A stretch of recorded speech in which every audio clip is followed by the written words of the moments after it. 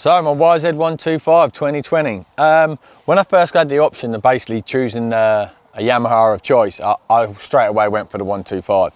The reason being is that the 125 for me is just a bike that really does make me smile, and it ticks a lot of the boxes. I know it's a little bit down on power, you know, compared to other 125s that are out there, but to me, that's no big deal, you know. Not for me nowadays. Just riding around, and plus I've got history with Yamaha, so I know what to do to make these bikes faster if I do want to be chasing horsepower.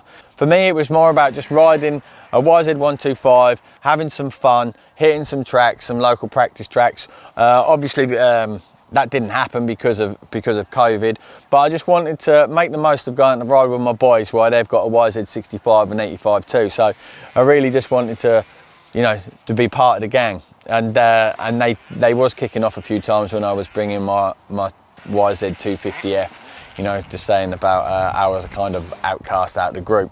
So a YZ125 is always seen as kind of a kid's bike, or some see it as a kid's bike. For me, I don't. I see it as a real good training tool, and the reason being is that when you can ride a YZ125, you know, to an inch of its life, that's when you know that you've got things dialed, and it's just a kind of a different thought process. You really have to think about working the levers, the gears, the lines, the track. You can't let it dip too low down into the rev range. The 125 allows you to over rev it or to rev it more, so which is a must. You know, you need to be doing that. You can't be just letting the thing drive out the turns. I mean, obviously you do to a degree, but it's all about keeping the corner speed, keeping the flow. It's almost like driving a go-kart. You know, you can't have the tyres slipping. You've just got to have everything going in motion and just get it all working correct to get your lap times down and to be fast going around the track. So for me, that's something that improves you as a rider, and that basically really makes you work and puts a smile on my face and frustrates me at the same time when I make a mistake. That's why I wanted to jump back onto the 125, and just to home in some of them skills again, be a little bit more active. Probably sometimes, you know, if you're riding the 125, some of the 125 riders might get a little bit of a hard time, and that's mainly by, you know, some of the boys that can't ride them. But we're all different shapes and sizes, so I get it, you know. But the reason why you might get a little bit of a hard time for riding the 125 is because the 125 caters for such a wide range of riders, or a wide range of riders and abilities. So, for example, if you're just starting off, you know, you're not going to go and jump onto a 450, or you might do, but you're certainly going to hurt yourself. So the 125 appeals for that market, you know, and to learn on the bike and to get your skills dialed in. It's user friendly, but by no means should it be underestimated, because you know, when you get this bike singing out on track, you know, and clicking off them lap times, you can be just as fast as anybody within reason. I mean, obviously somebody of the same ability of you is going to ride a 450. Maybe he's going to be clocking in faster lap times, depending on what circuit you're in on obviously. But I guarantee you that, you know, you'll be going from the beginning to the end flat out on this thing, whereas, you know, the other boys, they could be let's say they could be blown from the rear a little bit and maybe not having as much fun as you. So persevere with it and keep going. This is what I say. So I've run the YZ125 for a number of years. I've tried different head squishes, different cranks, different con rods. You know, the list is endless of things that I've tried. And in the end, you know, I did settle for an Audi kit. I know I've mentioned this before, with a DEP system and a few other little bolt-on parts that I had put onto the bike that I potentially went and raced and become British 125 champion on. One of the main questions that I always get asked is what suspension settings I have and what jetting I run in the carburettor. Now, the jets in the carburettor, it all appeals to your ability, and obviously to engine mods and to the track. So I know there's a 430 that starts in there from standard. I currently run a 480. I would go up to a 500 as well if it was a little bit loamy and a little bit harder going on the bike. For example, you know, I used to ride back in the day on the 125, and because it was always ripped and wet in practice, then I'd always be up on the jetting, and then as soon as the track started to turn, you know, I'd come back down a little bit, just so the bike runs super efficient. And when I come in on the throttle, it wasn't overloading with fuel, and it would just crack and respond exactly how I wanted it to react.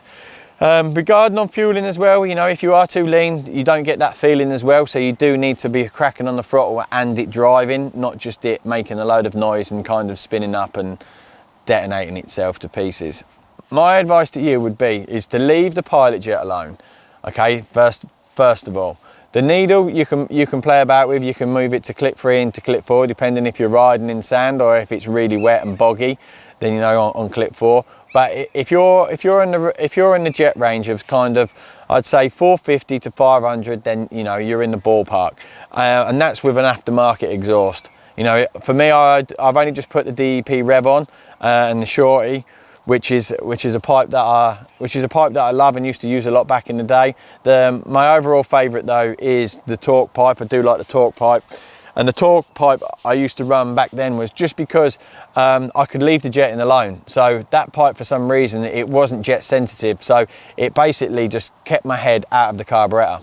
Now, one of the things where I always see people going wrong is that they alter the squish. And that for some strange reason, you know, they always seem to think that this bike's a road racing bike and that you should have the squish at like 0.95, which I'll be totally honest with you, as soon as you go that low on the squish, then you are in detonation city and you will be having your head in the carburettor quite a lot.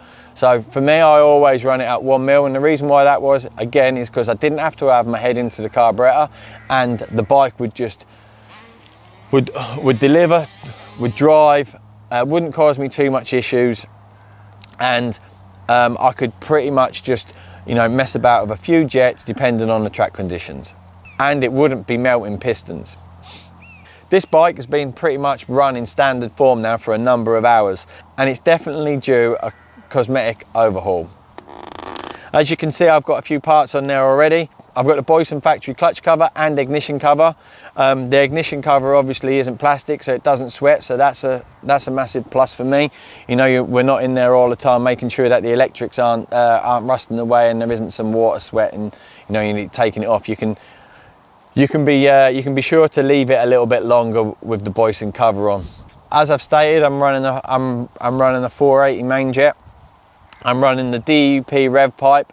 The rev pipe, to me, this bike, you know, when you put this system on the bike, you do feel an instant improvement. And the improvement is that normally where the bike signs off a little bit, kind of hits that wall, carries on going, but it hits a wall, carries on revving, but isn't making power.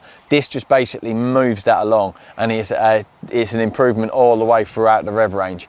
Just allows you to get, you know, when you hook up into that third, that you hook up and it does drive. So, and that's just in them tricky spots where I'm mentioning it, and you can really get the throttle down and extend that power in between, like some tight sections like I was riding today, like the right and the left, really did just allow you to extend them gears a little bit more, give you a few extra meters. I'm running ODI bars and grips. I'm also running the Pro Taper clutch lever and bracket with the quick adjuster on it, which is ideal. And then more recently, I've just fitted the Recluse Torque drive clutch, which seems to be a bit of a winner so far, so good. I do need to put some more hours on this, but first impressions are definitely positive. You know, the clutch in itself, it feels good. The drive feels good. Got nothing really negative to say about it at the moment. The main reason for me putting the clutch in wasn't to improve the action and improve the feel or even the torque, which I feel that it has actually made an improvement, but it's more just about durability. I just feel that the standard clutch could do with taking a little bit more abuse, and you may be getting a few more hours out of it, so hopefully the Recluse clutch does that. Suspension's standard. All I've done is just personalised it on the clickers and set the rear sag.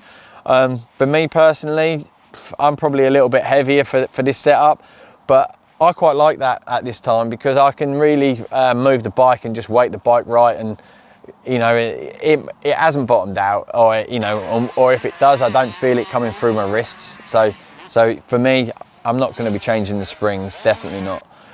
Maybe over time when things have got a little bit worn, then I'll look to improving that. I just think that the YZ125 engine is pretty bulletproof. When you think about the abuse that it takes out on track, you know, and in them kind of conditions, and how hard you're revving it and how hard you're riding the bike, and basically, you know, it starts up all the time first kick, and it's just a bike that you need, or it's just a bike that you want. You want a bike which is hassle-free and that you can basically just put out the back of the van and go and ride, and that's this bike. Yeah, I know that the piston and the piston rings, you know, you need to replace them a little bit more than you do on any other bike. But for me, that's all part of the fun. I quite like taking the bikes apart and working on them in the garage, and, you know, just having a little tinker, and they're so easy to work on that anybody could work on them, you know, and that's another massive plus with this bike, that you just, you know, when you just need some time out, you know, from everyday life, and you just go into the garage and just start working away on the bike, take the tank off, and you've got access to pretty much everything which is there, or should I say the seat and tank. It's just something that's a feel-good factor.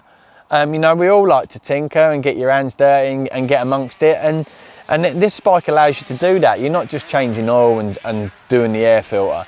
I mean, I know that we like that as well. You know, there comes a point when you just think, oh, I don't want to mess about with the bike too much, and that's ideal. But at the same time as well, you know, some people do get their kick out of, you know, fitting a piston, and, you know, looking at the spark plug and looking at the top of the piston and seeing the burn pattern and working out what jets that they should be running and what squish that they should have, or, you know, should they lift the exhaust ports or lower the exhaust ports, and it's just easy to do, you know, and people, because it's an engine that's been around for years now, you know, there's not many people that don't know or don't have a theory on how to make these bikes fast, and everybody's got their own personal choices or directions that they all want to go in, but it's easy to go back.